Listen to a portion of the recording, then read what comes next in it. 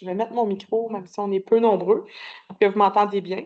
Alors, merci d'être présent ce soir pour notre séance d'information. Alors, je vais vous faire la lecture de l'ordre du jour et puis par la suite, on va commencer avec les sujets. Donc, c'était pour l'ouverture, en fait, le point 1, là, c'était mon mot de bienvenue. Point 2, mise en garde. Point 3, nouveautés réglementaires. Donc, 3.1, règlement numéro 643-2024 concernant la gestion et l'enlèvement des matières résiduelles, les ordures. Point 3.2, Airbnb, loi 67. Point 3.3, règlement numéro 634-2023 concernant la régie interne des séances du conseil municipal. Point 4, rôle de l'inspecteur. Point 5, délai de traitement d'une requête. Point 6, permis et certificat. Point 6.1, pourquoi demander un permis ou un certificat. Point 6.2, règlement de zonage. Point 6.3, règlement de construction. 6.4, règlement de lotissement. 6.5, j'ai besoin d'un permis pour quels travaux. 6.6, j'ai besoin d'un certificat pour quels travaux. 7, présentation du formulaire de plainte. 8, dérogation mineure. 9, qui administre une municipalité? Alors, 9.1, le rôle des élus. 9.2, le rôle du directeur général et greffier trésorier. 9.3, fonctionnement d'un conseil municipal. 9.4, les comités. 10, période de questions. 11, clôture de l'Assemblée publique. Clôture de la séance d'information, en fait. Alors, je vous souhaite la bienvenue à tous. Merci d'être ici, même s'il fait si beau dehors. Alors, pour le point 2, mise en garde, en fait, c'est simplement pour vous rappeler que la rencontre de ce soir se veut en fait être une séance d'information. Alors, les règlements municipaux sont propres à chaque municipalité et peuvent différer dans les municipalités avoisinantes. Alors, nous, on va vraiment parler des règlements ici à Saint-Benoît et non pas pour les autres municipalités. Il ne faut pas non plus oublier de communiquer avec la municipalité en cas de doute et pour toute demande. Certains dossiers méritent des recherches plus approfondies que d'autres et doivent être traités donc au cas par cas. Et c'est ça, ce qu'on va dire aujourd'hui, c'est à titre informatif seulement. Donc, ça peut nécessiter, là, comme je disais, des recherches ou des questionnements approfondis, là, souvent avec Marc-Claude ou avec moi-même à la municipalité. Donc, pour le point 3, nouveauté réglementaire, le point 3.1, alors c'est le règlement numéro 643-2024 concernant la gestion et l'enlèvement des matières résiduelles. Alors, les conseillers ont adopté le règlement numéro 643-2024 en séance du conseil. Alors, le tout faisait suite à plusieurs plaintes concernant les ordures, surtout.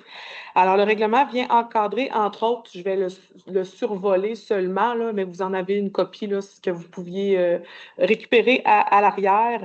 Alors, le règlement vise à encadrer le type de bac qui doit être utilisé et qui peut être ramassé par notre sous-traitant.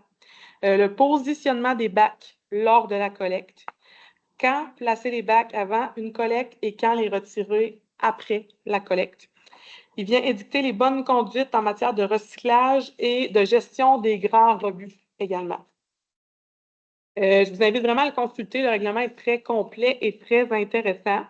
J'en profite aussi pour vous mentionner qu'en cas de non-collecte ou de problème lors de la collecte, vous pouvez communiquer avec la municipalité. C'est nous qui s'occupons de contacter le sous-traitant pour remédier à la situation, autant lors d'une collecte d'ordures que d'une collecte de recyclage. On s'en occupe.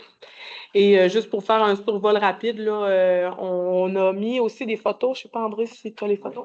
Donc, les photos pour les positionnements des bacs. Alors, pour les résidences qui sont face à un trottoir, alors vous pouvez mettre votre bac de poubelle ou votre bac de recyclage sur votre terrain ou dans votre cour de l'autre côté du trottoir, donc pas sur le trottoir ni sur l'accotement. Les bras mécaniques des camions de collecte sont assez longs pour venir récupérer vos bacs là, sur vos terrains sans problème. Et aussi, ce qui est bien important, c'est dans les périodes de déneigement. Très important de garder les bacs sur votre terrain ou dans votre cour. Même chose, là, l'autre côté du trottoir et non pas sur l'accotement pour éviter que vos bacs soient endommagés là, par le déneigement durant la période hivernale. Pour ce qui est des dates, là, en fait, là, pour mettre vos bacs au chemin, ben, on préconise toujours là, que ça soit mis la veille de la collecte ou très, très tôt le matin si vous vous sentez matinal parce que vous risquez peut-être de manquer la collecte. Et on vous demande également de récupérer vos bacs vides au chemin le soir même ou plus tard le lendemain, s'il n'y a pas possibilité, ou peut-être mandater quelqu'un qui peut aller récupérer vos bacs pour vous. C'est toujours pour éviter aussi les bris de vos bacs qui seraient restés sur le chemin sur le côté du chemin trop longtemps et aussi pour la pollution visuelle qu'on évite le plus possible. Pour le point 3.2, Airbnb, loi 67. Alors, depuis le 25 mars 2023, les dispositions adoptées dans le cadre de la loi 67 par le gouvernement du Québec permettent aux Québécois de faire la location à court terme de leur résidence principale. Alors, c'est bien important de peser le mot résidence principale sur l'ensemble du territoire sans qu'un règlement municipal puisse en interdire l'exploitation. L'admissibilité, en fait, est de la responsabilité du propriétaire de faire les démarches auprès de la Corporation de l'industrie touristique du Québec. Le propriétaire va devoir compléter un formulaire de demande d'enregistrement qui est réservé aux exploitants qui souhaitent offrir la location touristique dans leur résidence principale, bien important. Le propriétaire devra également prouver qu'il s'agit de sa résidence principale en respectant toutes les conditions suivantes, alors y demeurer de façon habituelle, y centraliser ses activités familiales et sociales, notamment lorsqu'elle n'est pas utilisée à titre d'établissement d'hébergement. Et l'adresse de celle-ci doit correspondre à celle que le propriétaire indique à la plupart des ministères et organismes du gouvernement. L'établissement sera considéré comme un établissement d'hébergement touristique selon la loi sur l'hébergement touristique si vous offrez au moins une unité, donc une chambre, un lit, une maison, un appartement, en location à des touristes, pour des périodes de 31 jours et moins, donc à la nuitée, à la semaine, à la fin de semaine, contre une rémunération.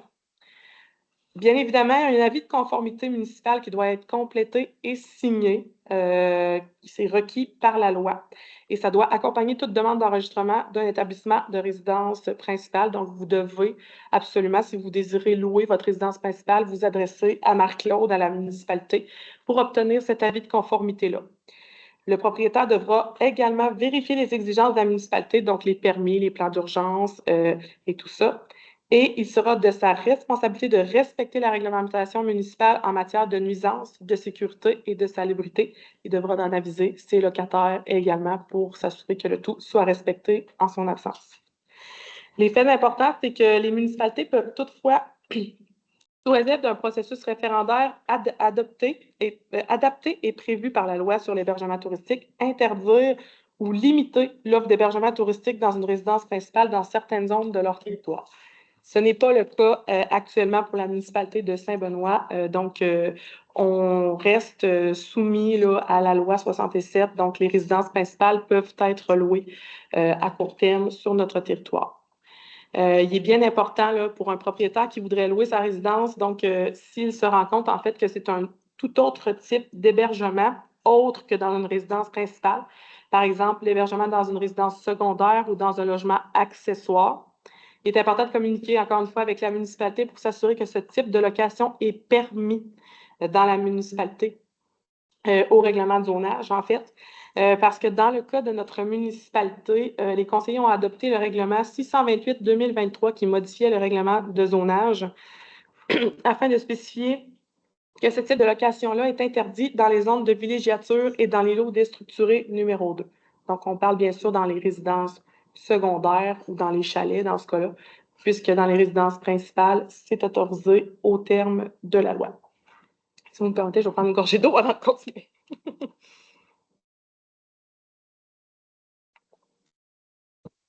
3.3, le règlement numéro 634-2023 concernant la régie interne des séances du conseil municipal. Alors, les conseillers ont adopté le règlement 634-2023. Ce règlement vient, entre autres, encadrer les dates et les heures de la tenue des séances ordinaires du conseil municipal, les propositions et les votes des résolutions, la durée de la période de questions et la façon de fonctionner de la période de questions toujours. Plusieurs municipalités du Québec ont adopté un tel règlement au courant des dernières années. La raison est bien simple. C'est que le nombre de questions présentées aux élus durant les périodes de questions a augmenté et le manque de respect également. Donc, le gouvernement du Québec a même mis en place des campagnes de sensibilisation au respect des élus et du personnel municipal. Ce règlement est adopté en conformité au Code municipal du Québec. Alors, dans notre cas ici, en fait, le règlement, là, comme je disais, il vient vraiment prévoir que les séances du conseil municipal ont lieu le premier mardi du mois à 19h30, à moins d'une modification au calendrier des séances. Il vient aussi prévoir que les résolutions doivent être proposées par un conseiller et secondées, appuyées, en fait, par un deuxième. Il vient également prévoir la durée de 30 minutes pour la période de questions. Il vient prévoir une rotation des citoyens qui posent leurs questions pour permettre un plus grand droit de parole à plus de personnes durant la période de questions. On peut toujours revenir là, à un citoyen qui aurait des questions supplémentaires par la suite. Et on vient en fait préciser là, ce que le code prévoit au niveau des questions. Donc, les questions en période de questions d'une séance ordinaire, donc toutes les questions peuvent être d'intérêt public, donc peuvent porter sur la séance en soi et peuvent porter aussi sur d'autres questions au niveau de la municipalité. Par contre, en séance de conseil extraordinaire, les questions ne peuvent porter que sur les points à l'ordre du jour de cette séance-là. Alors, ça fait le tour pour les nouveautés réglementaires. Je laisserai la parole à Marie-Claude à partir du point 4. Oui. Bon, moi, je n'aime pas parler au micro. D'habitude, c'est pour chanter, donc on commence. Dans le fond, c'est suite qu'on a eu beaucoup de questions concernant, bon, qu'est-ce que je fais, moi, ici à la municipalité. Fait que je vais vous l'expliquer un petit peu grossièrement, là. Dans le fond, le rôle de l'inspecteur municipal, ici à Saint-Benoît, je suis conciliateur-arbitre. Les tâches d'un conciliateur-arbitre, c'est différent d'avec l'inspecteur municipal, c'est un autre titre. La personne désignée par la municipalité pour régler les mésententes visées à l'article 36 de la LCM, c'est-à-dire, par exemple, là, des constructions, la réparation, l'entretien d'une clôture mitoyenne ou d'un fossé mitoyen. Souvent, ça va être plus dans les terres agricoles, mais nous, ici, à la municipalité, on a décidé d'étendre à la grandeur du territoire. Ça veut dire, ça peut être aussi une maison de clôture, mais dans le périmètre urbain. Et par la suite, je suis inspectrice en bâtiment et environnement. Mes tâches, j'en ai quelques-unes. À titre d'exemple, faire appliquer les règlements d'urbanisme, délivrer les permis et certificats, faire des inspections, délivrer des constats d'infraction et ou des arrêts de travaux si on se rend là. Informer et sensibiliser les citoyens, présenter au CCU des dérogations mineures. Juste faire une petite précision. Le CCU, en fait, c'est le Comité consultatif d'urbanisme. Et là, si vous avez des questions, arrêtez-moi. Là, moi, ça me du tout, on n'est pas en séance du conseil. Là. Fait bon, on peut m'arrêter. Là. Tenir un registre des installations sceptiques et les mises aux normes aussi. Les avis de courtoisie, d'information, de conformité. Et recevoir les plaintes aussi. Les plaintes là, qui ont rapport là, avec l'urbanisme. C'est sûr que ça peut être les autres requêtes, ça va être reçu à la municipalité. L'inspectrice en bâtiment et en environnement peut visiter et examiner tout terrain et toute construction. Ça, je vous dis, dans le fond, les faits de notre réglementation que moi, je suis allée vous chercher, je ne l'invente pas, c'est vraiment dans le cartable de la réglementation. Entre 7h et 8h tous les jours pour constater si les règlements d'urbanisme y sont respectés. Les propriétaires ou occupants de ces terrains ou de ces constructions doivent laisser pénétrer l'officier. J'ai l'autorisation. Il y en a qui se demandaient « Oh, il a pris des photos, il est venu chez nous. » Bien, j'ai le droit de le faire. Bon. Délai de traitement d'une requête. Bien là, je me suis acheté un petit veste qui est marqué Saint-Benoît dessus. Fait que c'est bien marqué là, que je suis pour la municipalité de Saint-Benoît. Ça, c'est un autre point que je voulais parler aussi, le délai des traitements d'une requête. Dans le fond, si vous voulez un permis, un certificat ou quoi que ce soit. Encore là, je reprends l'ensemble de mon règlement d'urbanisme. Toute demande de certificat et de permis doivent être présentées par écrit à l'officier sur les formules fournies à cet effet par la municipalité. De plus, elles doivent être accompagnées de tous les documents requis et de ceux jugés pertinents par l'officier pour la bonne compréhension du projet. Donc, si vous allez voir dans le règlement d'urbanisme, souvent, ils vont exiger des plans d'implantation, des plans de construction. Bien, moi, si je dis que on n'aura pas besoin du plan d'implantation pour ça, mais qu'on a besoin pour un autre projet, bien, j'ai le devoir de le faire aussi. Ça revient à dire que chaque dossier est un peu du cas partiel. C'est ça. Les tarifs sont exigibles pour l'obtention d'un permis ou d'un certificat requis et aucune demande ne sera étudiée si le tarif applicable n'a pas été payé au moment où la demande est produite au bureau de l'officier. Le montant payé n'est pas remboursable en cas de refus de la demande. Donc, si tu arrives à et tu me demandes un permis pour hier, bien, il faut s'assurer d'avoir tous les plans, les documents fournis, le permis payé avant de faire l'analyse du dossier. Puis, on a un délai maximum de 30 jours de la date où tous les documents exigés ont été présentés et le montant prévu acquitté. L'officier émet le permis ou le certificat si tout est conforme au règlement.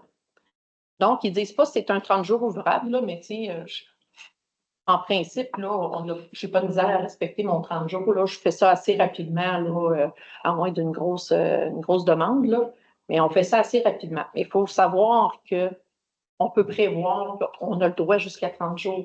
Fait que peut-être pas attendre à la dernière minute, mettons, attendre ça pour demain matin.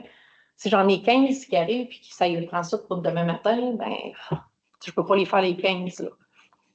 Dans certains cas, les demandes de permis seront transférées à la MRC selon l'entente que nous avons avec celle-ci.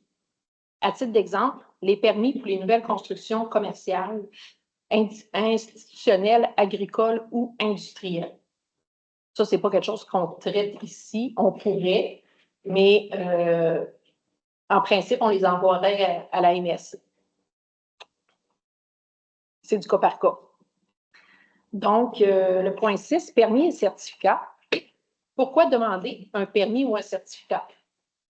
C'est pour s'assurer du respect des règlements d'urbanisme que la municipalité exige l'obtention d'un permis ou d'un certificat. Par exemple, le règlement de zonage, construction, lotissement. La délivrance des permis et des certificats est le moyen de base qui permet de vérifier ce qui est fait en matière d'aménagement du territoire. Pour chaque projet, il existe des normes à respecter. Donc, avec le règlement de zonage, on a comme 3 ou 4 gros règlements qui sont vraiment obligatoires dans les municipalités. On a le règlement de zonage, de construction, de lotissement et le règlement sur les permis et certificats.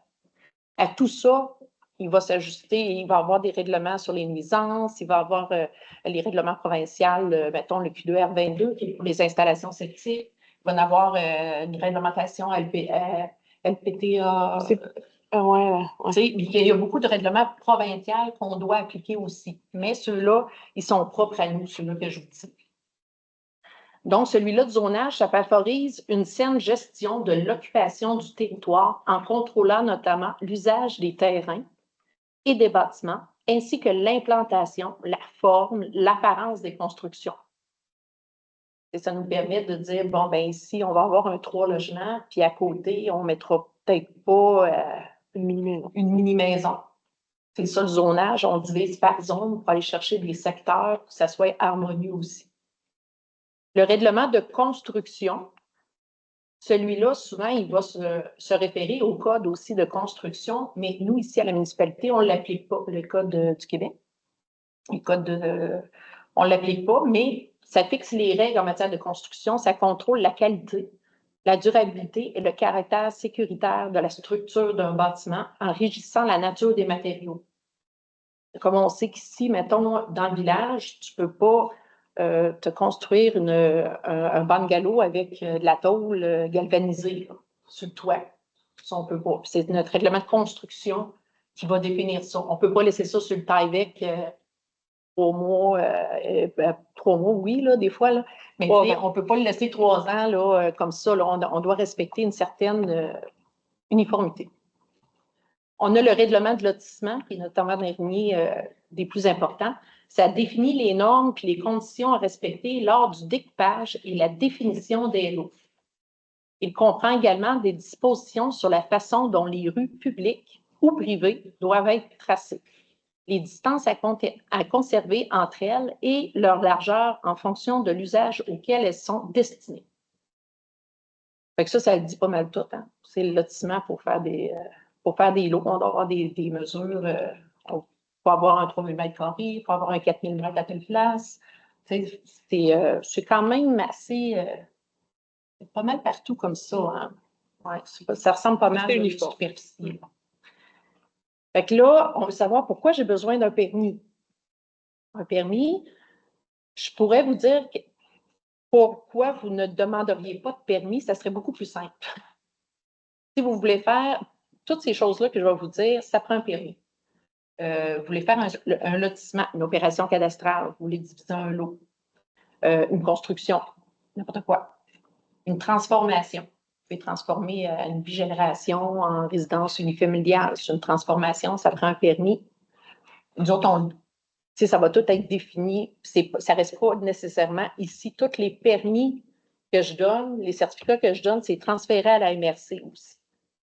C'est vraiment pour l'aménagement du territoire. Ce n'est pas juste ici qu'on le demande. On doit donner des comptes rendus un petit peu partout.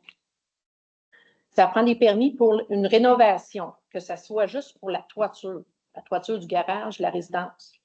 Revêtement extérieur, on change les matériaux, on enlève le vinyle, on met du Canexel, ça prend un permis.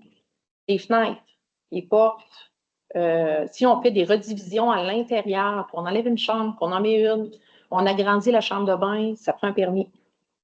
On ajoute une chambre, pour ceux-là qui ont des installations septiques, ça marche par le nombre de chambres, fait que c'est important. On demande un permis, même si on est sur le réseau municipal, on demande un permis. La modernisation de la cuisine, il y a des gens, j'ai rien changé mes armoires, ça prend un permis aussi. Revêtement de plancher, finition du sous-sol, reconstruction. J'ai d'autres choses aussi, comme le colportage. Il y en a qui veulent venir faire du colportage. S'il n'y a pas de permis, il ne fait pas de colportage. Ça prend un permis, là, on donne ça pour un mois, là, ça coûte tant. Puis nous autres, on fait des vérifications aussi. Il y en a qui disent, ah, ils ont-tu le permis? On fait des vérifications, on demande les immatriculations, les photos des gens, les véhicules qu'ils utilisent. On s'informe sur la compagnie. Là, à date, ici, on a pas mal des compagnies, comme on connaît, qui sont dans la région, là, qui sont bien connues, là.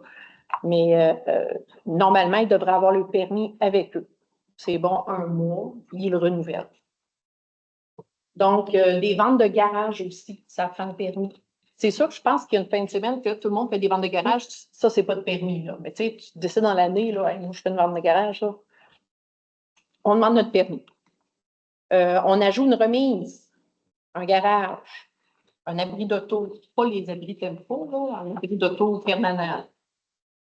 Ajout ou modification d'une galerie. Oui, mais j'ai juste changé ma galerie. Ça prend un permis aussi.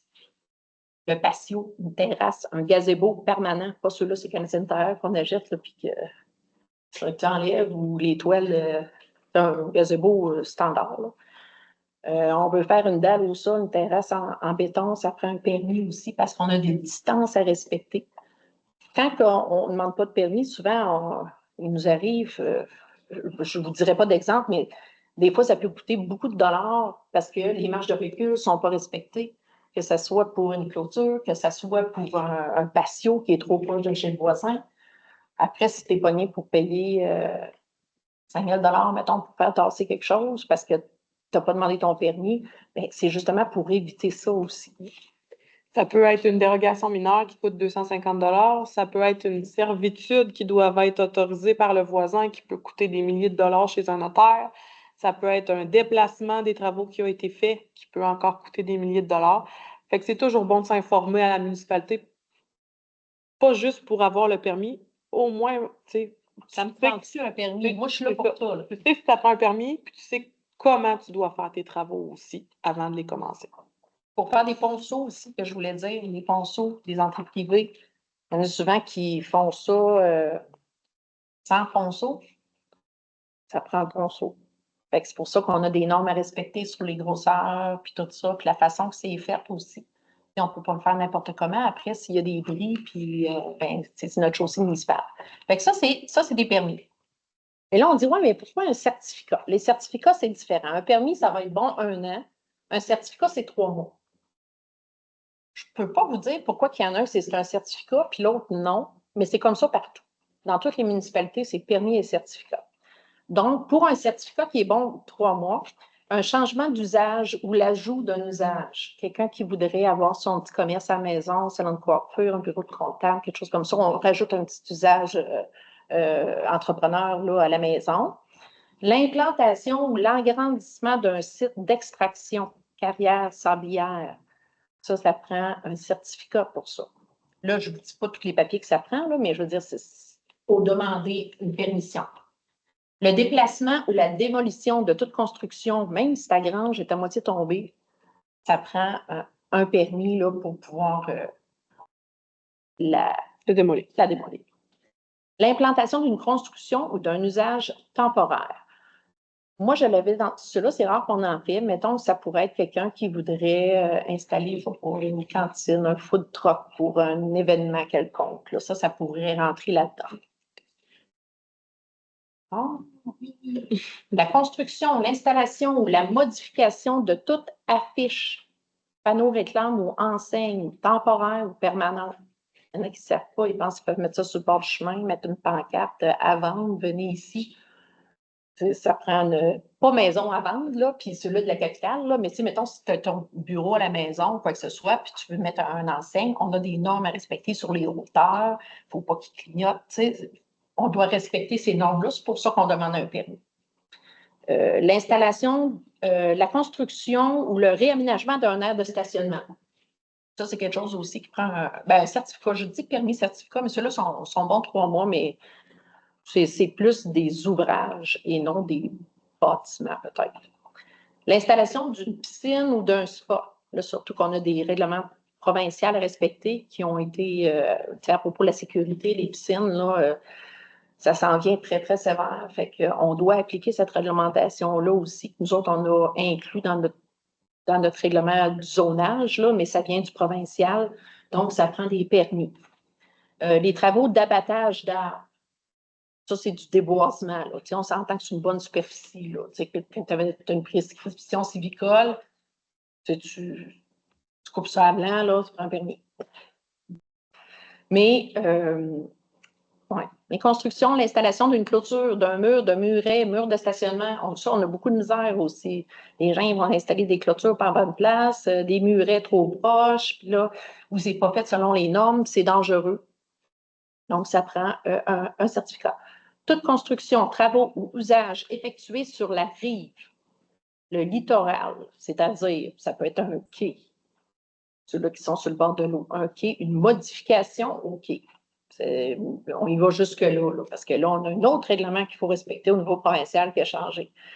Puis ça s'en vient de plus en plus comme ça. Fait qu'on essaie de s'habituer tranquillement, pas vite. Si on veut stabiliser la rive, on va faire un petit muret de pierre ou de perche là, pour le lac, là, puis un mur de soutènement, on dirait ça. Mais en fait, pour éviter l'érosion, oui, pour c'est diminuer ça. l'érosion. L'érosion des lacs. Ben, j'avais pas le mot. Et ça prend un permis aussi pour la renaturalisation, parce que dans le temps, les terrains étaient très petits, puis il y en a beaucoup qui sont construits dans la rive. Dans la rive, là, on parle d'un 10 mètres ou d'un 15 mètres, tout dépendamment de notre pente. La plupart du temps, c'est un 10 mètres, là, mais il y a beaucoup de chalets qui sont construits dans la rive. Donc, on va aller chercher une renaturalisation pour aller chercher, des fois, il est là le chalet, fait qu'on va essayer de compenser, mettre beaucoup de végétaux, puis ça nous prend des plants là, spécialisés là, pour ça. Là. On ne plante pas n'importe quoi, là. Ça nous prend vraiment les plants spécialisés. L'implantation, la reconstruction, la modification ou le déplacement d'un dispositif d'évacuation, de réception ou de traitement des eaux usées, c'est-à-dire les installations septiques. Quand on touche à notre installation septique, ça prend un certificat. L'installation temporaire d'une roulotte. Ça, c'est plus sur le bord des lacs que c'est géré. Là, sur le bord des lacs, ça prend des autorisations. Ceux-là qui ont des roulottes sur le terrain, souvent, ils n'ont pas de chalet. C'est une roulotte. Là. Mais ils demandent un certificat à tous les années, qui est bon du 15 octobre, 15 mai au 15 octobre, parce que là, sinon, l'hiver, ils n'en profiteront pas tant. Hein? Les travaux, ça, c'est un autre point là, que les gens ne savent pas nécessairement tous. Les travaux de remblai-déblai. décide, moi, je vais mettre de la terre sur mon terrain, ça prend un permis. Tu sais, quand tu as plein de terre, là, un permis. L'implantation d'un nouvel ouvrage de captage des eaux souterraines pour faire un puits artésien sur surface, ça nous prend un permis aussi. On a des distances à respecter avec les champs d'épuration. Souvent, ça va être dans le 4000 mètres ou 3000 mètres résidentiel. Puis là, on a le champ d'épuration au travers, c'est jamais bien loin, là, mais on a des distances à respecter. C'est pour ça que ça nous prend un permis. Puis de toute façon, je pense que les entrepreneurs sont habitués, puis ils ne feront pas de travaux. Je sais que les puisatiers, là, ils ne font pas de travaux s'ils n'ont pas le permis dans les mains. Là, ils demandent vraiment là, le permis. Et la coupe d'arbres dans une bande riveraine. Donc, si tu es dans ton 10 mètres, tu veux couper un arbre, il faut que tu aies une bonne raison. C'est pour ça que ça nous prend un permis. Parce que ce qu'on veut, c'est aller vraiment filtrer l'eau avant qu'elle s'en aille dans le lac. Là, si on enlève les arbres parce que ça ne te tente pas qu'ils soient là, non. Il faut qu'ils soient malades ou il faut qu'ils soient dangereux. Mais si tu es en ville, tu veux couper un arbre sur ton terrain, ça ne prend pas nécessairement de permis. Nous autres, on va gérer les bandes riveraines puis les déboisements. La municipalité a toujours été conciliante aux citoyens qui ignoraient qu'ils devaient demander un permis au préalable pour certains travaux. Dans ces cas-là, la municipalité vous donnait la possibilité de venir demander votre permis, même si les travaux étaient débutés, mais dorénavant, la municipalité appliquera à la lettre la réglementation et les citoyens fautifs recevront un avis d'infraction qui sera adjoint d'une amende, le cas échéant. Parce qu'il y a trop de gestion de sans permis. Les gens ils pensent qu'ils peuvent tout faire sans permis, puis après, ça lui coûte plus cher. Puis on va essayer de limiter aussi à nous. Comment que je pourrais dire ça? Les avis. En fait, tu sais, c'est pour limiter la gestion à la municipalité, Oui. en fait, du traitement des plaintes, premièrement. Et aussi, deuxièmement, ben là, c'est qu'on envoie toujours un avis, là, je vais dire un avis de courtoisie pour venir dire, bon, écoutez, on a été avisé que vous avez fait des travaux sans permis, on vous demanderait de vous conformer. Et là, on donne un délai de conformité. Un délai pour qu'il se conforme. Et là, on doit gérer ce délai-là, revenir à la charge au propriétaire fautif encore une deuxième fois. Fait que c'est pour éviter tout ça. On veut en fait conscientiser les citoyens à venir demander leur permis. Puis s'ils ne sont pas certains que ça prend un permis pour les travaux qu'ils veulent faire, qu'ils viennent demander à Marc-Claude. On ne rira pas d'un citoyen qui vient nous demander j'ai 2 tablettes à installer dans mon salon, est-ce que j'ai besoin d'un permis? On va juste lui dire non, il n'y a pas de problème, vous pouvez procéder à vos travaux. Merci d'être venu vous informer à la municipalité. Tu sais, il n'y a pas de questions niaiseuses, on le dit souvent. C'est mieux de vous informer que de le faire sans savoir, puis de le faire soit pas de la bonne manière, ou de le faire puis d'avoir des amendes qui s'appliquent là, dans ces cas-là. Là. De ce temps-ci, c'est beaucoup ça. Là. La période estivale, on le voit, là, il y a beaucoup de gens qui en profitent du beau temps pour faire des travaux et tout ça. Des fois, c'est à la hâte, des fois, ils ne savent pas, des fois. Fait que c'est ça qu'on essaie de conscientiser un peu là, à venir poser la question avant de commencer les travaux, c'est toujours mieux. Oui. Il n'y a pas de question. Un voyage de 0,3 si tu viens de livrer un voyage de 0,3 de gravier. Ça ne sera pas du remblai des blés. C'est du 3/4 dans le fond, juste pour patcher tes trous. Toi, là. Ouais, c'est du rechargement. Oui, c'est du rechargement dans le fond. Le remblai des blés, là, le remblai, c'est vraiment là, quand on va aller chercher de la terre puis qu'on va tout remettre la terre, mettons, où on va vraiment enlever du stock. Ça va être plus ça, je te dirais. Non. Donc, présentation du formulaire de plainte. André, elle va le mettre au. Ouais. Dans le fond, là, c'est notre nouvelle façon de procéder. Ça a tout le temps été comme ça, mais à un moment donné, on manque la gestion des plaintes quand c'est verbal ou au téléphone. Fait que là, on en perd. Fait qu'on marche là, à cette heure, vraiment là, avec notre formulaire de plainte qui est disponible ici à la municipalité. Sur le site Internet aussi, hein, André? Oui. Sur le site Internet, vous pouvez le remplir. Là, il est en, comment vous appelez ça, modification, je ne sais pas trop. Il est en PDF dynamique, donc remplissable à l'écran. Ça, c'est le fun. Fait que vous pouvez le remplir là, vous pouvez me l'envoyer, venir le chercher, le remplir. Fait qu'on va tout le temps fonctionner de cette façon-là. On va s'assurer qu'il y a un suivi aussi pour vos plaintes, pour nous autres, meilleure gestion. Fait que tout le monde va être content. Fait qu'on y va. Ça, c'est les nouveaux Mais là, mettons que moi, je fais une plainte, là, puis la personne à l'appel, puis elle n'a pas de bonne humeur. Allez-vous lui dire, c'est lui qui a fait une plainte? Non. Non. Il est vraiment marqué dessus que la plainte, elle est confidentielle. Par OK, contre. mais on marque notre nom pareil. Par contre. Tu veux-tu l'expliquer? Oui, ben on peut. En fait, excusez, mon micro ne fonctionnait plus. Bon, en fait, le formulaire de plainte, dans le fond, il doit être complété en entier avec l'identification du plaignant, comme vous venez de dire. Donc, oui, vous devez inscrire votre nom, votre adresse. Vous devez signer le formulaire à la fin aussi. Vous avez des sections à compléter. Donc, l'identification du lieu qui est concerné, la nature de la plainte, il y a des cases à cocher, des renseignements supplémentaires. Et vous pouvez même nous envoyer des photos quand vous allez nous retransmettre le formulaire par courriel. Ça peut être par la poste aussi. Ça peut être dans la boîte de courrier aussi, ici à la municipalité. Vous pouvez le faire pendant qu'on n'est pas là. On ne vous verra pas. C'est sûr que le formulaire est signé. L'identité du plaignant n'est jamais révélée. Ça a toujours été comme ça. C'est pour vraiment garder la confidentialité du dossier. Par contre, c'est un peu là où Marc-Claude s'en allait, c'est que si jamais c'est un dossier, je vais dire, c'est une faute grave qui a été commise par un citoyen, le citoyen ne reconnaît pas sa faute et décide, lui, qu'il s'en va à la cour municipale ou à la cour supérieure, en fait, pour contester son dossier, pour contester la plainte qui a été faite à la municipalité, et que là, on a besoin du plaignant à titre de témoin. Bien là, durant la procédure, le nom du plaignant pourra être révélé, je vais dire, aux avocats là, des parties qui sont en cause. Par contre, c'est vraiment juste s'il y a besoin et le plaignant va être avisé avant, là, bien sûr. Là. Il devra dire s'il accepte ou pas d'être nommé et d'être témoin à la cour, le cas échéant. Donc, c'est vraiment en cas, comme je disais, de faute grave et en cas où on serait vraiment rendu plus loin avec une procédure à la cour. Sinon, le nom du plaignant ne sortira jamais. Question. Oui.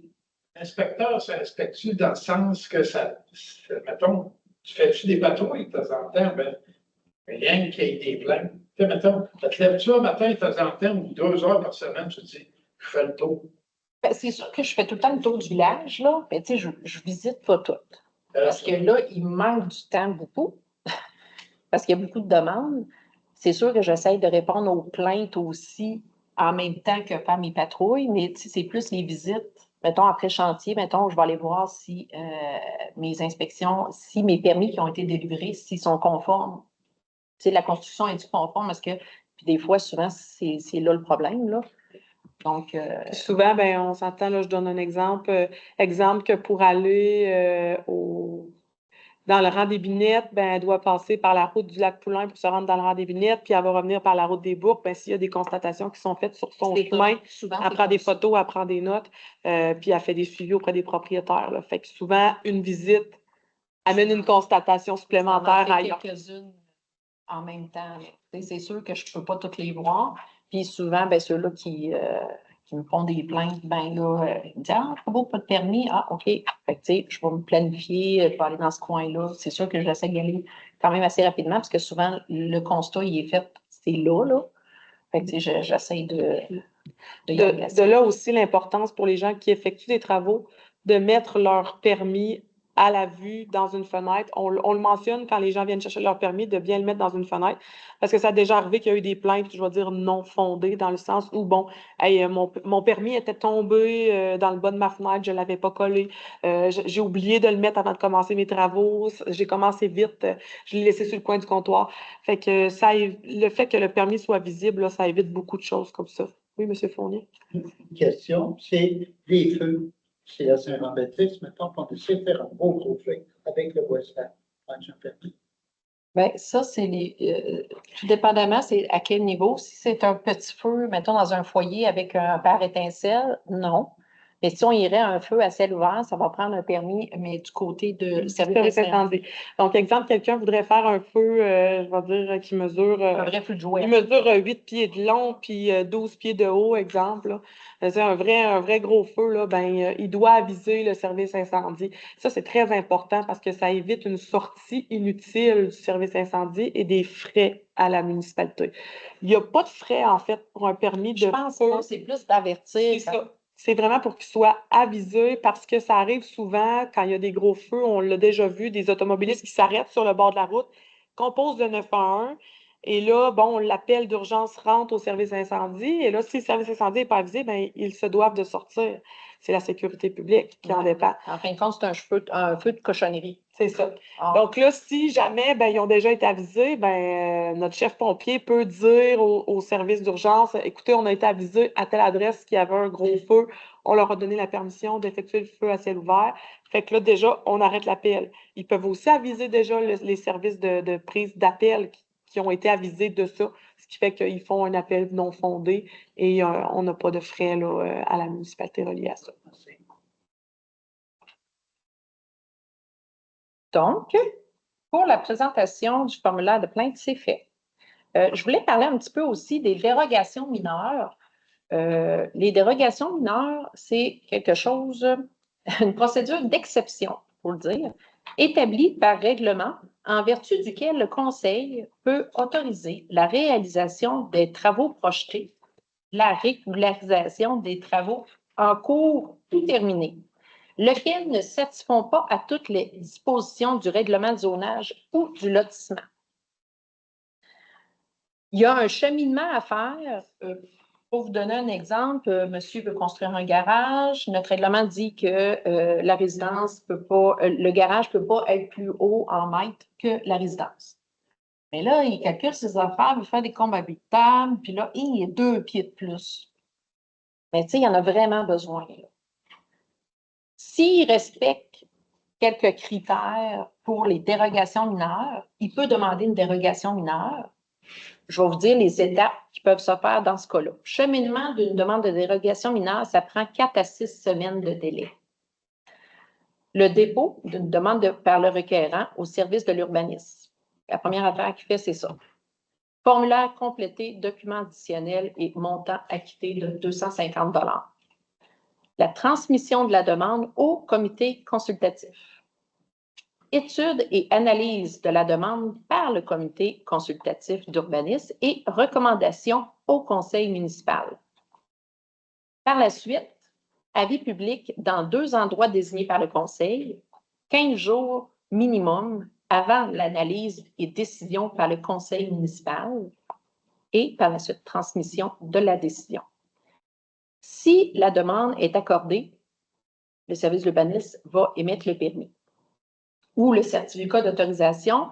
Et sinon, ben, il n'y a pas de permis qui est remis et aucun remboursement est donné. Ça, c'est le comité consultatif d'urbanisme, lui, il va analyser le permis. S'ils ont affaire à aller voir sur place, s'ils veulent plus d'informations, là, ils vont regarder les voisins, ça va-tu déranger? Qu'est-ce qu'il y a à côté?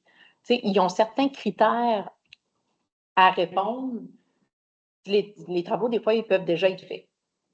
Mais des fois, là, ils vont demander, bon, c'est-tu fait de bonne foi? Là, si on répond non, bon, ben, ça ne rentre pas dans des dérogations mineures. Par la suite, eux autres, ils vont analyser le dossier. Par la suite, ils vont donner les recommandations au comité, au conseil municipal. Le conseil municipal va prendre les recommandations du comité consultatif d'urbanisme et décider s'ils vont de l'avant comme le comité ou ils vont autrement. Mais souvent, c'est comme un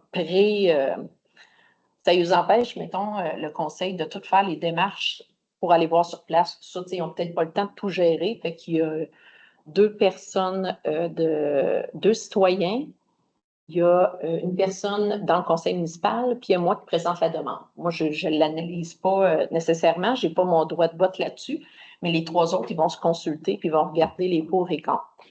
Fait qu'en principe, lui, il doit être affiché 15 jours. Fait que, des fois, là, ça peut être plus long parce que si on s'est rencontrés le mardi au comité consultatif, puis la réunion, mettons, du conseil à la semaine d'après, ben, il y aura peu de 15 jours d'affiche. Fait que ça va à l'autre réunion l'autre mois. C'est pour ça qu'il faut s'y prendre d'avance quand on veut une dérogation. On ne peut pas sauter des étapes. Je ne peux pas dire je vais l'afficher 7 jours. J'ai encore beaucoup de problèmes avec ça, les dérogations mineures. Le monde, il voulait ça pour hier. Je ne peux pas le faire parce qu'il y a des étapes à suivre, puis c'est comme ça partout. Puis, bon, est-ce que vous avez d'autres questions pour moi? Le permis, le permis, quand la rénovation est finie, on l'enlève. Oui. On va juste une journée. Oui. Parfait. C'est ça que j'ai fait. J'avais entendu dire, quand un toit en bardeau d'asphalte, tout change. Ça s'est dit longtemps, on n'a pas besoin de permis parce que c'est le même toit qu'on fait. C'est pas vrai. Non. OK.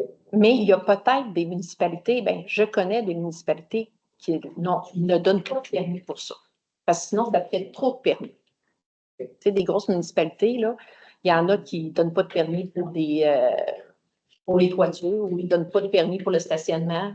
Ça, c'est propre à chaque municipalité. Ici, on l'exige, c'est rénovation. Le coût du permis va être moins cher. Si la rénovation, ça y va avec le coût du permis, là, pour les permis de rénovation. Là. Fait que si une toiture, ça coûte, je ne sais pas, 8 000, ben le permis, c'est pas ce qui est le plus cher. C'est 15-20 $, un permis régulier. Là. Fait que, tu sais, c'est juste. Obligatoire, ça. Il est obligatoire, même pour une toiture. Là. D'accord, merci. Parce que moi, je pensais que c'était. Vu que tu faisais une modification, un agrandissement ou un type de parcours, c'est que ça prenait un permis, mais vu que c'était déjà un bateau Ouais. et qu'il est détérioré, c'est de l'entretien, ça prend un permis pareil pour le faire. Oui. Si tu as le plan puis défonce ta galerie, puis tu veux changer, Non. quand tu as le permis. Non. Parce que c'est brisé. Normalement, quand on change la toiture, je crois que ça doit être à cause du coût aussi. Puis ça permet aussi de faire une gestion au niveau de. Ça viendrait pour X raison, d'un matin, tu n'as pas demandé de permis, tu changes ta toiture, puis là, pour X raison, je ne sais pas, tu t'en vas, puis tu vends tout, là, puis ils n'ont pas d'informations. Bien, nous autres, on est capable d'avoir un. Hey, regarde, la toiture, elle a été faite, mettons, j'ai cru en 2014. Parce que les acheteurs, les nouveaux acheteurs, souvent, ils veulent savoir ça. Regarde, il y a une remise, la remise, elle a 10 ans. Tu sais, on a de l'information aussi là, qui peut servir, bien, c'est sous toute réserve, c'est avec l'autorisation du propriétaire, là, mais ça nous permet de garder un suivi aussi, là, puis à ce niveau-là. Là. Mais je sais qu'ici, à Saint-Benoît, c'est un permis, c'est pour tout. Lac-Poulain aussi, c'est la même affaire, là, puisque moi, je connais cette municipalité-là aussi, là, puis ils fonctionnent de la même façon. Là, je ne sais pas s'il va y avoir des modifications à faire, là, je ne sais pas. Moi, je sais qu'on fonctionne comme ça. Là. Monsieur Gaillard. Ben, c'est pour, ben là, on n'a pas de problème présentement, mais pour la location à court terme, là, je veux dire, là, si on a un règlement, il faut faire commencer à penser s'il y a des peines qui vont avoir des amendes. Ben, C'est pour les résidences principales. en fait, On fait une résidence principale. Moi, ce que j'ai vu quand tu dois rentrer un jour et plus, là, c'est même pas considéré dans Non. Non, c'est. cycle, là. Mais je veux dire, mettons que tu loues à court terme.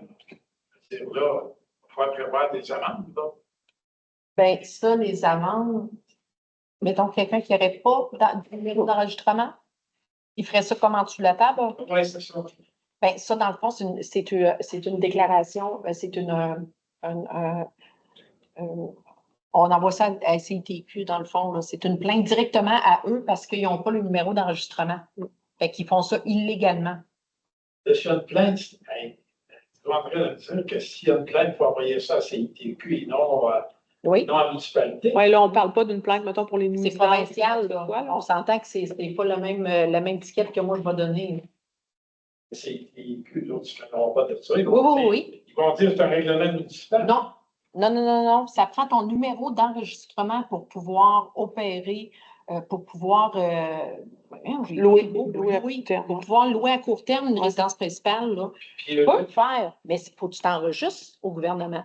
S'il ne s'enregistre pas, ben c'est.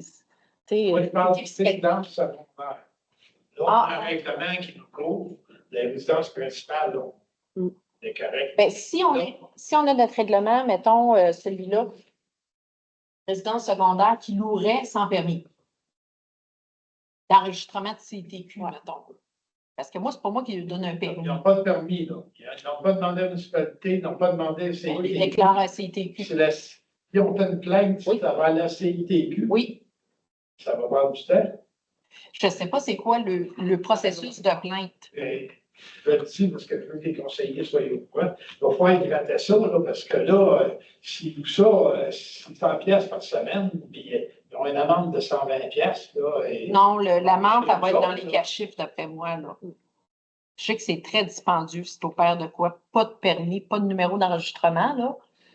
pas de permis, les numéros d'enregistrement. Dans le fond, là, ils ont été très clairs là-dessus, là, qu'ils vont sévir beaucoup là, pour ceux-là qui n'ont pas de permis.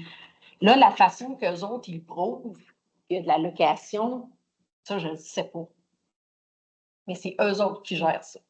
Nous autres, ce qu'on pourrait faire si jamais une plainte nous est présentée, c'est sûr qu'on ne laissera pas ça aller en disant ah ben, on s'en occupe pas. Comme c'est là ce qu'on fait quand on a des plaintes, même chose pour les permis, on leur fait une lettre, je vais dire de courtoisie en premier, là, la méthode douce, qu'on vient dire, exemple, là, ça serait dans une résidence secondaire, dans une zone de villégiature, comme j'ai dit tout à l'heure, ou dans l'îlot déstructuré. Que notre règlement l'interdit, en fait, notre règlement 628, ben, en fait, on leur ferait une lettre de courtoisie qui vient dire, écoutez, on a été avisé que votre résidence, elle est louée pour du court terme.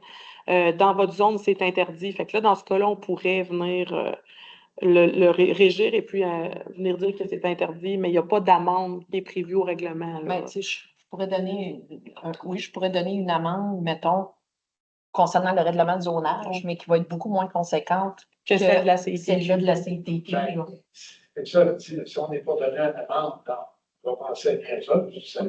Mais ça, Oui, merci, parce mais que- ça, moi, ce règlement-là, c'est mon règlement de zonage. Je n'ai pas le choix d'y aller en conséquence de mes amendes du règlement de zonage. Mais c'est pour ça qu'on peut avoir l'option aussi d'aller déclarer ça à CITQ, qu'eux autres qui vont. Ça devrait être fait aussi, là. Peut-être il y a Ouais, ça va être un les deux peu procédures, ouais, c'est ça, les deux procédures en parallèle. Là. de ce côté-là. Parce que même nous autres, au CA, là, je veux dire, on a eu un débat sur ça, là, tu sais, et ouais, on dit là, tu passes à ta soeur une semaine, bon, c'est pas grave, là. C'est pas de la location à côté. Ben, dans le fond, Si dans un mois, il passe quatre personnes différentes, là, ils ne sont pas toutes de ta parents. Il y a 4 sœurs. Hein? Il y a 4 sœurs. Ouais. Mais comme j'ai dit tantôt, là, dans le fond, là, pour que l'établissement soit considéré comme un établissement d'hébergement touristique selon la loi sur l'hébergement touristique, donc si on veut qu'ils agissent, il doit être prouvé qu'il est offert une unité en location à des touristes pour une période de 31 jours ou moins et que c'est fait contre rémunération. Donc là, nous, en tant que municipalité, on ne peut pas prouver qu'il a reçu une rémunération pour ça.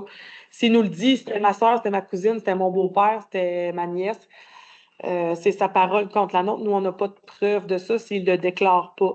De là, le pourquoi la plainte devrait être faite aussi au niveau de la CITQ, parce que eux, en tant que, je vais dire, organisme gouvernemental, plus haut que nous autres, ils vont pouvoir faire les recherches, puis ils vont pouvoir faire des vérifications supplémentaires que nous, on ne pourra pas faire.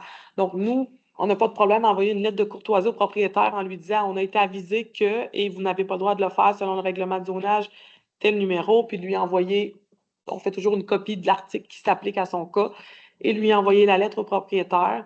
On peut faire un suivi aussi, mais on ne peut pas faire de plainte prouver. Conjointement, là, ça serait celui-là qui fait la plainte. Il faudrait conjointement qu'il fasse à la CITQ. Non, c'est parce qu'on va regarder ça, parce que je reviens tout le temps à l'exemple que je donnais, tu sais, c'est de partir une semaine, ça arrête le vendredi matin, puis il y a un autre gang qui rentre le vendredi pour souper, puis là, tu sais, ça vire de même, là, c'est pas toute la parenté sur le train, tu sais. C'est pour ça, de là que je disais que nous, tu sais, on ne laissera pas aller, mais on ne pourra pas tout faire. On ne pourra pas aller vérifier s'il y avait une rémunération quelconque qui a été reçue ou quoi que ce soit. Je pense qu'en faisant l'avis à la plainte là, à la CITQ, les autres, ils vont pouvoir vraiment plus aller piquer dans le dossier là, que nous autres. Puis avec nos petites amendes. La CITQ, c'est gros, je ne suis pas sûr qu'ils vont se déplacer tant que ça. C'est où le bureau de la CITQ à la Beauce? Je sais qu'ils ont agrandi là, en tout cas, ils se sont pourvus d'effectifs pour des inspecteurs. Mais là, la façon qu'ils fonctionnent, moi, je ne sais pas. Tu sais, mais c'est eux autres. Avec tout le monde, là, en réunion, on l'a expliqué comme il faut les affaires, puis on n'aime pas ça les Airbnb, puis les web, puis il y a que Mégantic a le nom, puis tout, là. Mais c'est ça. C'est comme l'alcool au volant. On peut se faire rire de nous autres, on veut pas. Oui, je comprends, mais tu sais, l'alcool volant, tout le monde sait qu'on ne peut pas en prendre. Il y en a qui le prennent jusqu'à temps qu'ils se font pogner. C'est qui les pogne? Mais c'est la police. Puis à un moment donné, ben, il recommence. Jusqu'à temps. Il y en a qui. C'est de la bonne foi beaucoup, là, tu sais. C'est vrai, c'est parce que la CITQ, Ouais, C'est là que ça fait mal. les bétons, vous savez, là, ça prend 2 plaintes pour ouvrir puis payer. Ça fait Mais quand on n'a pas de numéro d'enregistrement, là, on dit qu'ils sont assez. C'est pour ne pas enlever le. Parce que ceux-là qui ont le numéro d'enregistrement, mais que ça prend 2 plaintes Pour le formelles pour suspendre le licence ou pour annuler les autorisations, ça prend des plaintes, c'est assez formel. Mais tu sais, s'ils n'ont pas de numéro d'enregistrement, ben là, ils font dans l'illégalité. Et tu regardes la loi comme chose qu'on va être investigué, puis il va te dire que tu as une plainte au mois d'octobre, au mois d'août, là, il peut avoir le permis 2-3 mois après. Il va te dire, t'en reviens pas, mais comment c'est béton. Ouais, j'ai pas de contrôle là-dessus. Il manque de logement. Ouais. Mais tu montes dehors, puis tu fais des Airbnb, puis il y a une crise de logement. Ouais. Le règlement que les conseillers ont adopté, c'est vraiment pour éviter le plus possible la propagation de résidences de touristes comme ça là, autour de nos lacs. Là. Mais comme je vous dis, on peut toujours vous appuyer puis faire certaines démarches, là, beaucoup plus de courtoisie, comme je disais tout à l'heure, d'avertissement en fait et tout ça. Mais pour ce qui est de vraiment plus pointu, L'amende, là, ça va être plus. Oui, malheureusement. Donc, je continuerai, là, j'ai juste quelques petits points là, au niveau plus de l'administration municipale que je voulais passer avec vous, là, vraiment à titre informatif. Donc, qui administre une municipalité? Donc, le rôle des élus. Alors, les élus représentent les citoyens. Ils sont les législateurs et les planificateurs de la municipalité. Donc, législateurs parce que c'est eux qui adoptent les règlements de la municipalité. Leur rôle ne commence que lorsqu'ils sont assis à la table du conseil. Autrement, ils peuvent recueillir des commentaires et des suggestions, mais ne peuvent lier la municipalité d'aucune façon ou prendre des décisions seuls. Alors, tout se passe à la table du conseil. Ils se doivent d'assister aux séances du conseil dans la mesure du possible, bien sûr. Ils siègent sur des comités et ils votent obligatoirement à moins d'un conflit d'intérêts. Le maire, lui, s'il le veut, il vote, à moins que la loi ne l'exige, comme par exemple quand on adopte le règlement sur le traitement des élus, le vote du maire est obligatoire. En plus des rôles et responsabilités que je viens d'énumérer, le maire, quant à lui, doit présider les séances du conseil. Il signe les procès-verbaux, les chèques, les contrats, les règlements, etc. Il s'assure que les revenus sont perçus et dépensés comme prévu au budget. Il communique au conseil toutes les informations ou recommandations jugées d'intérêt public. Il exerce son pouvoir de surveillance et d'investigation des affaires de la municipalité. Il veille à la bonne exécution des décisions du conseil et il siège sur le conseil des maires de la MRC. Il doit faire rapport sur les faits saillants du rapport financier et du rapport du vérificateur externe une fois par année. Le rôle du directeur général est greffier trésorier. Alors, sous l'autorité du conseil municipal, le directeur général est responsable de l'administration de la municipalité et à cette fin, il planifie, organise, dirige et contrôle les activités de la municipalité. Alors, les fonctions de base d'un directeur général sont édictées à l'article 212 du Code municipal. Le conseil peut aussi, par règlement, ajouter aux pouvoirs et aux obligations du directeur général de la municipalité. C'est le cas dans notre municipalité au terme du règlement 489-2012. Donc, je ne l'ai pas mis à l'arrière, mais tous les règlements municipaux sont publics et disponibles sur le site Internet. Alors, il y a certains pouvoirs là, qui ont été attribués au directeur général supplémentaire là, ici à Saint-Benoît. Ensuite, le directeur général veille à la préparation des ordres du jour, des avis de convocation des séances et des documents à l'appui des décisions du conseil. Ça, c'est avant les séances. Pendant la séance, alors la personne qui préside la séance, donc le maire, donne le droit de parole au directeur général. Il procède au dépôt des documents lorsque prévu par la loi. Donc, vous avez sûrement remarqué, là, ceux qui viennent aux séances, c'est moi qui procède au dépôt de certains documents là, qui doivent être publiés là, selon les échéances reconnues par la loi. Pendant la période de questions, alors le directeur général peut répondre aux questions sur demande de la personne qui préside. Alors, si le maire a besoin je vais dire que je renchérisse un peu la réponse ou s'il n'a pas la réponse, je peux, moi, prendre la parole et donner la réponse là, sur demande du maire. Après la séance, alors, c'est le directeur général qui rédige et signe le procès-verbal et assure le suivi des décisions. Donc, comme je le dis souvent, en fait, le directeur général de la municipalité est là pour appliquer les décisions qui ont été prises par le conseil. Donc, souvent, le lendemain d'une séance, on se rassoit à l'administration, on regarde ce qui a été pris comme décision, on va gérer les priorités selon cette séance-là et on assure le suivi là, de toutes les résolutions qui ont été passées lors de la séance.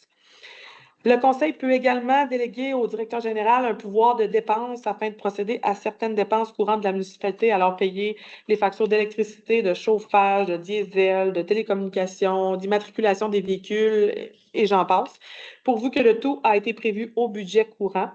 Ce pouvoir est accordé au terme du règlement 607-2021 dans notre municipalité, à nous, encore une fois, disponible sur le site Internet public. Le 9.3, fonctionnement d'un conseil municipal. Alors, le conseil municipal est composé de 7 membres, un maire et 6 conseillers. Actuellement, j'ai 5 conseillers ici avec moi. Il y a toujours un des conseillers qui est nommé comme maire suppléant, donc en cas d'absence du maire. Donc, il est présent aussi actuellement ce soir. Monsieur le maire n'est pas présent et il manque un conseiller. Donc, il y a 7 membres en tout. Seul le conseil peut lier la municipalité, donc prendre les décisions. Le conseil s'exprime par résolution ou par règlement adopté en séance publique. Alors, bien important, chaque règlement de la municipalité a eu un avis de motion et une résolution d'adoption qui ont été faits en séance publique. Et même chose, toutes les résolutions, il n'y a rien qui se fait à huis clos. Tout est ici public. Les séances sont enregistrées d'ailleurs et publiées sur notre site Internet et sont disponibles jusqu'à 5 ans. Le conseil municipal, en conformité avec le code municipal, doit tenir au minimum une séance ordinaire par mois et peut tenir des séances extraordinaires ou des séances d'ajournement lorsque nécessaire. Les séances ordinaires du conseil sont prévues au calendrier qui est adopté par résolution une fois par année.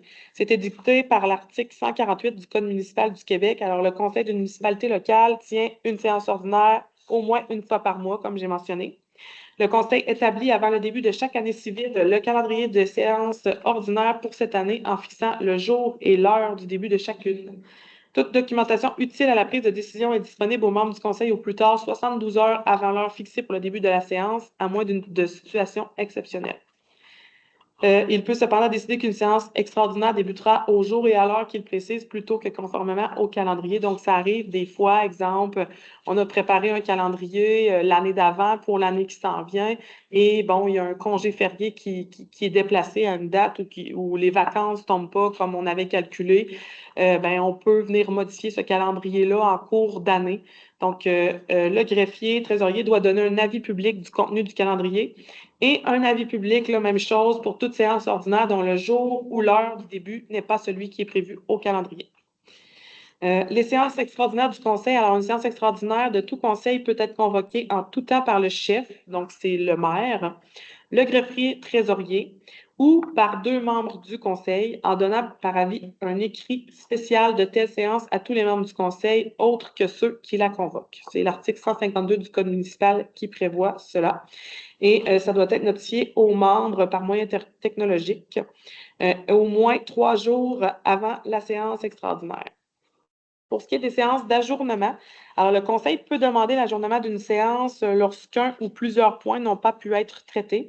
L'ordre du jour contiendra donc tous les points qui n'ont pas été traités en séance ordinaire, mais ne doit pas être un nouvel ordre du jour en soi. Toute séance peut être ajournée par le conseil à une autre heure du même jour ou à un jour subséquent, sans qu'il soit nécessaire de donner avis de l'ajournement aux membres qui n'étaient pas présents, sauf dans le cas où c'est en vertu de l'article 155. L'article 155, c'est celui où il n'y a pas quorum là, lors d'une séance. Donc, si on se rend compte qu'il n'y a pas quorum au bout d'une heure après le début de la séance, en fait, l'ajournement peut être donné et on doit l'inscrire au procès-verbal et donner un avis spécial là, de cet ajournement-là. 9.4, les comités. Alors, on a parlé un petit peu tantôt de comités. Là. Oui? Oui. Oui, non, c'est correct. Mettons, là, c'est ça. Ouais. Ça amènerait plus de maire. Ouais. Là, M. Boyon n'est pas là. Ouais. C'est Marc C'est Cloutier Marc. qui prend sa place. Là, s'il y a un débat au conseil municipal, c'est 3-3, qu'est-ce que ça fait? Le maire peut voter à ce moment-là, comme on a dit, s'il le désire. Ah, c'est 3-3, ouais. Ouais. Ben, Il y aurait, ouais, il y aurait droit à son vote. Ça serait 11-5.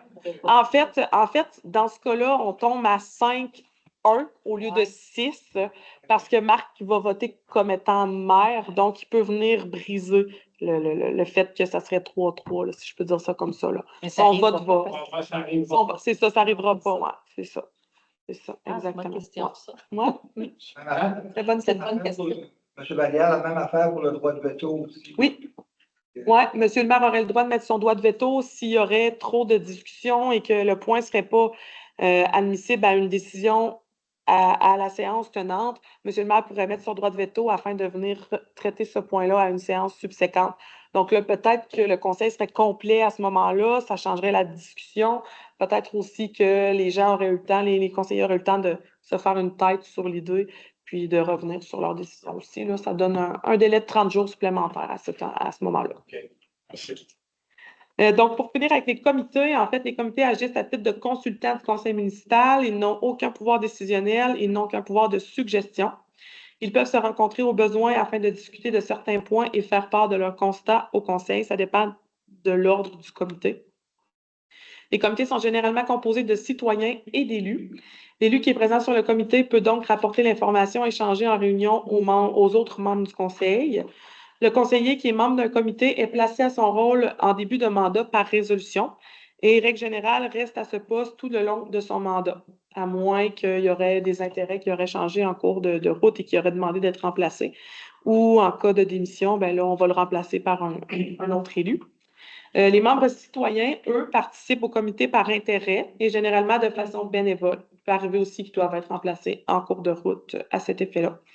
Certains comités sont temporaires et peuvent être propres à chaque municipalité selon les projets en cours ou les sujets d'intérêt.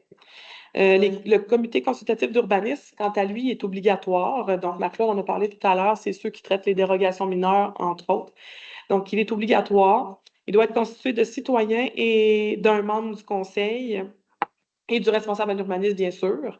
Les membres doivent renouveler leur mandat aux 2 ans ou bien être remplacés s'ils doivent quitter. Et fait bien important, depuis le 1er juin 2024, ils ont une formation qui est obligatoire pour tous les membres de ce comité, autant citoyens qu'élus. Et même Marc-Claude a dû la suivre aussi, cette formation-là. Ça fait le tour pour les comités. Je ne sais pas s'il y avait d'autres questions. C'est comme à une période de questions, là, si vous avez des questions sur tous les points qu'on a passés du début. Là. Et bon, ça je m'en souviens plus, peut-être qu'on en a déjà parlé, mais on a-tu à Saint-Benoît une carte des zones humides? Oui, la MRC, en fait, ils ont un programme de gestion des zones humides et ils nous ont fourni une carte avec les zones humides sur le territoire de la municipalité. Et il y a aussi une légende de couleur selon le type de zone humide. Oui, c'est très bien délimité par un mandat qui avait été donné par la MRC. On peut le voir clairement. Oui.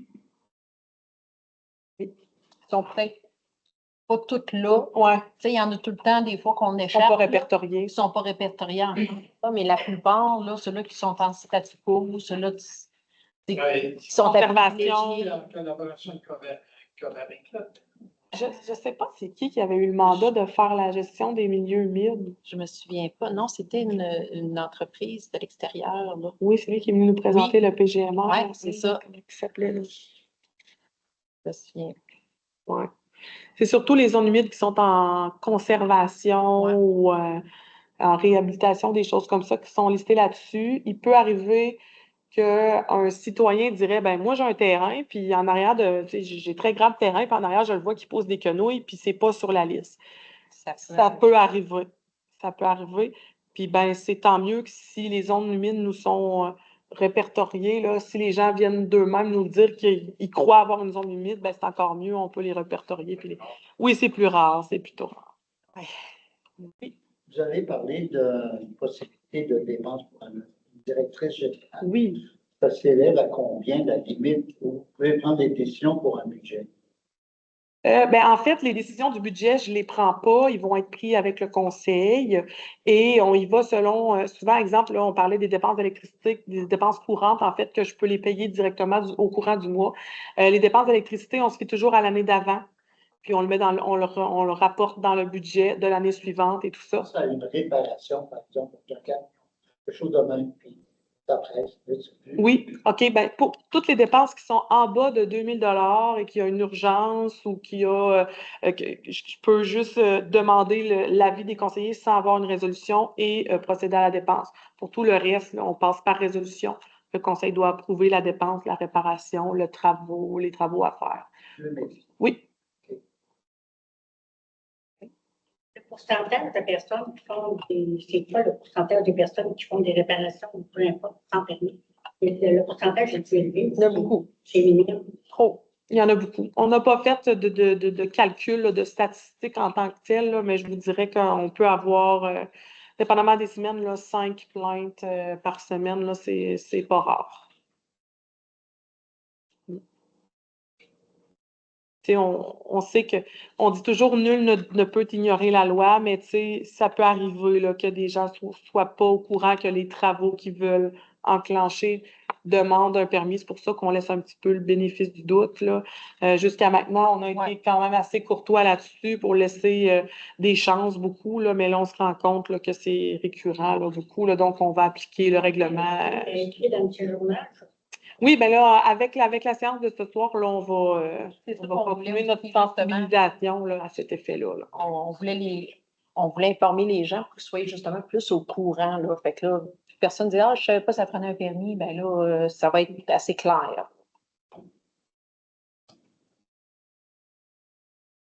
C'est tout. Là, on est 5-5. S'il y a un débat, ça ira pas bien. Non, mais c'est facilement au Québec. Hein. La bonne foi se présume, et la mauvaise se prouve. C'est un petit peu ça C'est bon. qui est à André, avais-tu des questions, toi? Pas de questions? S'il n'y a pas d'autres questions, on pourrait mettre fin à la séance d'information et vous laisser vaquer à vos occupations. Merci beaucoup d'avoir été présent. Merci. Très apprécié. Merci de savoir.